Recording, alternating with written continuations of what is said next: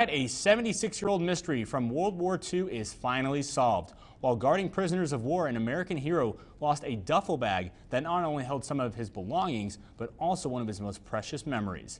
Thanks to a foreign reporter and a little help from social media, a complete stranger helped return those items and memories to veteran Joe Escobar of Grand Junction, and here is his story.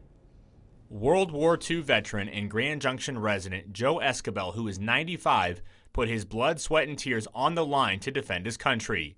He was a part of the liberation of Western Bohemia in the spring of 1945 during the end of World War II. That's when he recalls some of his personal belongings went missing. I remember when I lost them. I didn't lost them. Somebody stole them from me. And they threw my ID away, and the other items, they kept them, you know. Fast forward in time 76 years, just 2 months ago, Czech Republic journalist Peter Shavohovec stumbled across several of Escobar's belongings in a small town in the Czech Republic. He posted it to social media, where Elena Busovska from Grand Junction saw the post and called Joe's daughter. Well, I answered the phone call.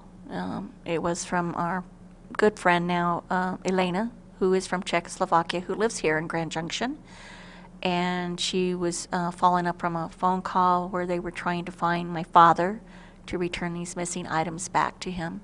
The items include a silver bracelet, a service ribbon with a bronze star, and a U.S. Army lapel pin and a Swiss coin. Well, they mean a lot to me because a lot of memories there. The silver bracelet is engraved with the name Lydia, someone near and dear to Joe's heart.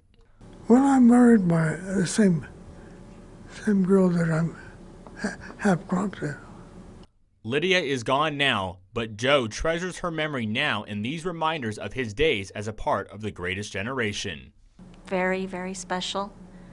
My dad is one of the best, kindest human being you'd ever want to meet.